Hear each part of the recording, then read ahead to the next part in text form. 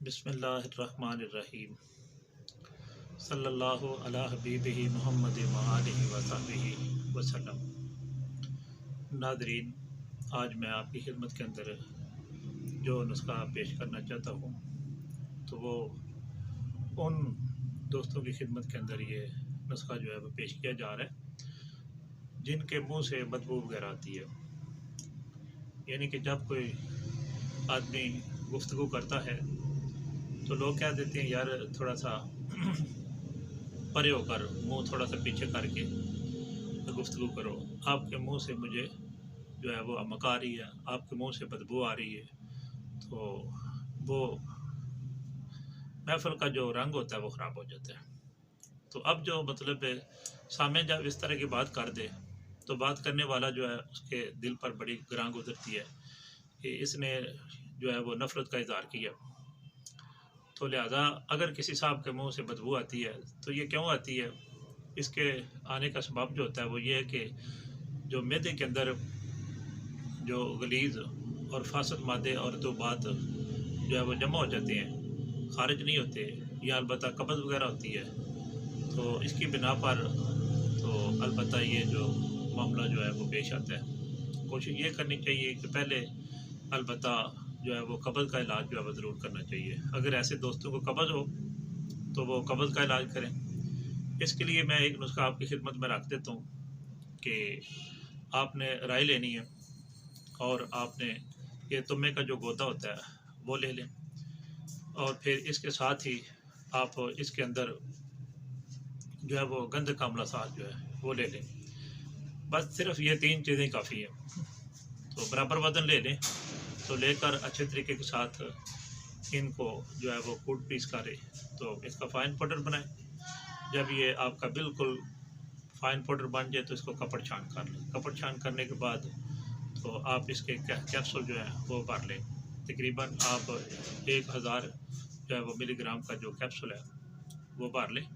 اور رات سوتے وقت یہ کیپسول جو ہے وہ نیم گرم دودھ کے ساتھ استعمال کر لیا کریں۔ انشاءاللہ بفضل تعالیٰ اس کے استعمال کرنے سے آپ کی جو قبض ہے تو وہ دور ہو جائے گی، اور ساتھ ہی جو معدے کے اندر تو بات ہوتی ہے وہ بھی خارج ہوں گی، اور جو غلیظ قسم کی گیس ہوتی ہے، ایسڈ پیدا ہوتا ہے، تیزابیت پیدا ہوتی ہے اسٹمک کے اندر، معدے کے اندر، تو انشاءاللہ بفضل تعالیٰ وہ بھی دور ہوگی اور آپ کو بھوک بھی لگے گی،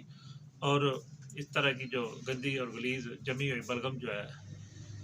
اور وہ بھی انشاءاللہ بفضل تعالیٰ اس کا اخراج ہونا بھی شروع ہو جائے گا۔ تو چلیں اب میں وہ نسخہ جو کہ منہ سے بدبو آتی ہے تو اس کو دور کرنے کے لیے ہمارا مشورہ عام ہے وہ آپ کی خدمت میں وہ رکھ دیتا ہوں۔ اس میں کرنا کوئی یوں ہوتا ہے کہ آپ نے ایک تو جائفل لینا ہے، یعنی کہ جائفل کا اندر جو گٹھلی ہوتی ہے وہ لینی ہے، اوپر والے چھلکا جو ہے اس کو توڑ کر آپ نے تو وہ پھینک دینا ہے، لیکن جائفل کا جو مغز ہے وہ آپ نے لینا ہے۔ نمبر 2، آپ نے اس کے اندر سبز جو الائچی ہوتی ہے، خرد چھوٹی تازے والی لینی ہے، فریش، جو کہ تھوڑی سی موٹی ہوتی ہے، وہ لے لیں۔ اور تیسرے نمبر پر آپ نے اس کے اندر کتھا لینا ہے، اور چوتھے نمبر پر آپ نے ایک کباب چینی ہوتی ہے۔ تو یہ آپ نے ساری چیزیں لینی ہیں برابر وزن، یعنی یہ 4 چیزیں بن جائے گی۔ تو ان کو لے کر آپ علیحدہ صاف کریں اور پھر ان کی خوب کٹائی کریں۔ جب یہ پاؤڈر بن جائیں تو پھر ان کو کپڑ چھان کریں، اور کپڑ چھان کرنے کے بعد آپ نے پھر اس میں برائے نام جو ہے وہ چھوٹی یا بڑی کوئی بھی شہد ہو تو وہ البتہ ڈال کر تو اس کی گولیاں بقدر نخود بنا لیں۔ تو یہ آپ دن کو منہ کے اندر ایک گولی رکھ کر چوس لیا کریں، یعنی ایک گولی صبح، ایک دوپہر کو اور ایک شام کو،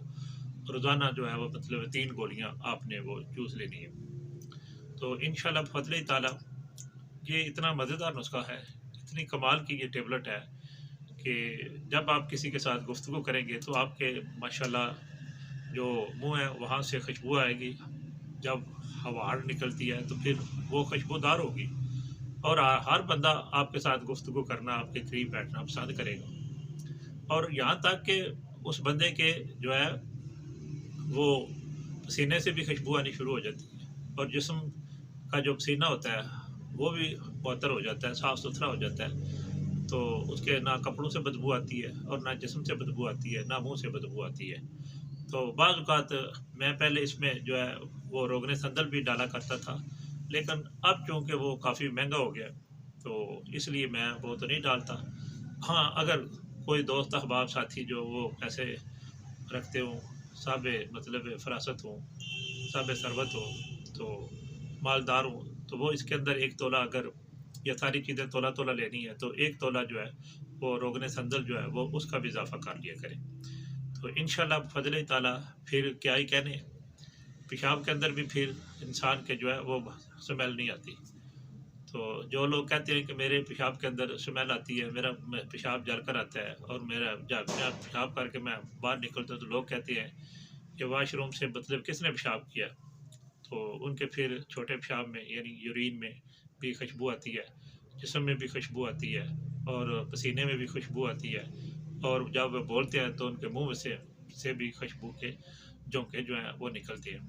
تو یہ ایک بڑا باکمال نسخہ تھا جو میں نے آپ کی خدمت میں رکھ دیا۔ ایسے نسخے جو ہیں وہ اکثر لوگ چھپاتے ہیں اور وہ مخفی رکھتے ہیں اور کسی کو بتانے کا نام نہیں لیتے، کیونکہ یہ ایسا نسخہ ہے جو استعمال کرتا ہے، کھاتا ہے، لوگ اس کے گرویدہ ہو جاتے ہیں، بھئی آپ کے پاس کیا ہے، کہ آپ کے پاس مطلب بڑی پیاری سی جو ہے وہ خوشبو ہے، جب آپ کے جسم میں ہم آپ ہاتھ لگاتے ہیں، سلام لیتے ہیں، تو سلام لینے کے بعد ہمارے پنجوں میں خوشبو آتی ہے جی، تو ان کا جو مطلب پسینہ ہوتا ہے تو اس میں وہ بھی خوشبودار ہوتا ہے۔ تو جو دوست بنائیں الحمدللہ دعائے خیر سے یاد رکھیں، میں نے یہ طبی دنیا کے اوپر بہت بڑا احسان کیا اور اپنا جو مخفی راز تھا وہ پیش کیا۔ دعا کرتا ہوں کہ اللہ تعالیٰ رسول اللہ صلی اللہ تعالیٰ علیہ وآلہ وصحبہ وسلم کی تمام امت کی خیر فرمائے، اور جو جو بیماریاں ہیں اللہ تعالیٰ وہ دور فرمائے۔ تو خوشبو آنی چاہیے کہ بدبو نہیں آنی چاہیے، بدبو جو ہے وہ تو بیدار کر دیتی ہے، کیونکہ ہمارے آقا کریم صلی اللہ علیہ وآلہ وسلم نے تو اسی لیے ارشاد فرمایا کہ میری مسجد میں کوئی بندہ بھی جو ہے وہ اینگل یا مولی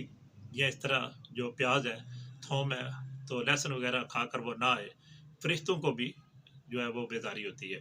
تو لہٰذا جب فرشتوں کو بیداری ہوتی ہے اور اس پر کتنی بڑی جو ہے وہ وعید آ چکی ہے، رسول اللہ صلی اللہ علیہ وآلہ وسلم کا ارشاد گرامی آ چکا ہے، تو پھر یقیناً الحمدللہ جو یہ بدبو ہے اس سے تو ہر بندہ جو ہے وہ نفرت کرتا ہے۔ تو الحمدللہ اس کے استعمال کرنے سے تو بیداری کا اظہار نہیں ہوگا، بلکہ لوگ خوشبو سونگھیں گے اور خوش ہو جایا کریں گے اور پھر آپ کے دوست بن جائیں گے۔ میں دعا کرتا ہوں کہ اللہ تعالیٰ میری صحیح کو اپنی پاک بارگاہ کے اندر شرف قبولیت عطا فرمائے، اور اللہ تعالیٰ رسول اللہ صلی اللہ علیہ وآلہ وسلم کی تمام امت کی خیر فرمائے۔ بہت مہربانی، فی امان اللہ و رسولہ صلی اللہ تعالیٰ علیہ وآلہ وصحبہ وسلم۔ آپ کا خیر خواہ حکیم محمد افضل قادری، گجرات۔